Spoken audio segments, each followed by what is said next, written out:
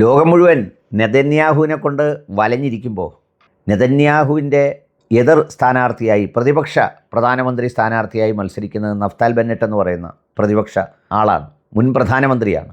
അദ്ദേഹം വളരെ വ്യത്യസ്തമായ ഒരു പ്രസ്താവനയുമായി രംഗത്ത് വന്നു.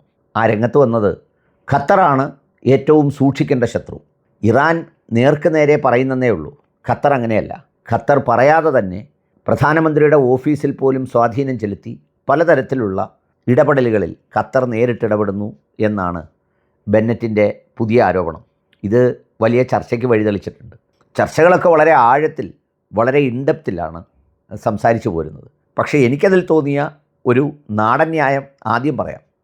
സംഗതി വേറൊന്നുമല്ല, ഇപ്പോൾ ചാരായം അല്ലെങ്കിൽ ലിക്കർ വിൽക്കുന്ന കടയിൽ ഏറ്റവും വീര്യം കൂടിയ ലിക്കർ ഏതാണോ കൊണ്ടുവരുന്നത് ആ ലിക്കറായിരിക്കും കുടിയന്മാർക്ക് ഏറ്റവും കൂടുതൽ ഇഷ്ടം.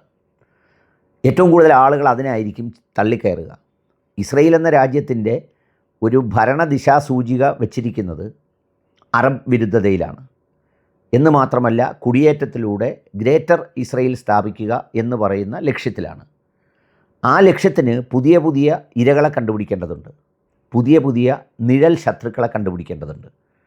ഓരോരുത്തരുടെ മേലും കടന്നാക്രമണം നടത്തി കഴിയുമ്പോൾ അടുത്ത വേറൊരു ഇരയുണ്ട്, വേറൊരു എതിരാളിയുണ്ട് എന്ന് വരുത്തേണ്ടത് വീര്യം കൂട്ടുന്നതിനാവശ്യമാണ്.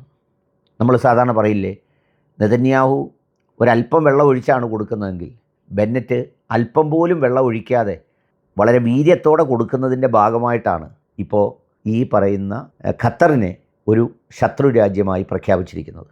അതിനൊരുപാട് കാരണങ്ങൾ പുള്ളി പറയുന്നുണ്ട്. ഒന്ന്, ഖത്തർ ആണ് ഈ ഹമാസ് ഇസ്രയേലിൽ കയറി ആക്രമണം നടത്തുന്നതിനുള്ള സാമ്പത്തിക സഹായം കൊടുത്തത്.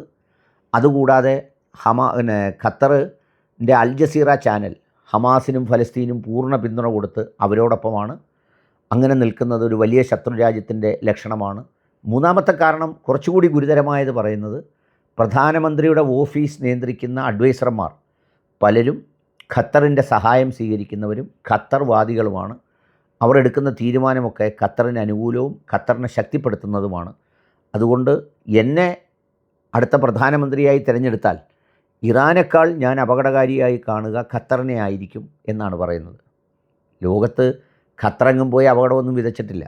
ഖത്തർ ഒരു രാജ്യമെന്നുള്ള നിലയിൽ അവരുടെ നിലപാടുകളൊക്കെ പറഞ്ഞ് ചിലപ്പോൾ കുറച്ച് അപകടകരമായ രീതിയിൽ ബാലൻസ് ചെയ്ത്, എന്ന് വെച്ചാൽ ഒരേ സമയത്ത് തന്നെ മിഡിൽ ഈസ്റ്റിലെ ഫലസ്തീനെയും ഗസയെയും സഹായിക്കുന്നു, എന്നാൽ അതുപോലെ തന്നെ അമേരിക്കയോട് ചെങ്ങാത്തം സൂക്ഷിക്കുന്നു. അമേരിക്കയുടെ ഏറ്റവും വലിയ ബേസ് സ്റ്റേഷൻ സ്വന്തം രാജ്യത്ത് വെച്ചിരിക്കുന്നു. എന്നാൽ കുറച്ചുകൂടി അടുപ്പമുള്ള ഒരു സ്വാതന്ത്ര്യം മറ്റ് രാജ്യങ്ങളോട് കാണിക്കുന്നു. അൽ ജസീറ അടച്ചുപൂട്ടാൻ കഴിഞ്ഞ വരവിൽ ട്രംപ് പറഞ്ഞപ്പോൾ ഒരു കാരണവശാലും അത് സാധിക്കില്ലെന്ന നിലപാടെടുക്കുന്നു. അതേ ട്രംപിന് തന്നെ ഏറ്റവും ആഡംബര വിമാനം വാങ്ങിച്ച് സമ്മാനമായി കൊടുക്കുന്നു. ഇങ്ങനെ നയതന്ത്ര രംഗത്ത് വലിയ അഭ്യാസിയായി നിൽക്കുന്ന രാജ്യമാണ് ഖത്തർ.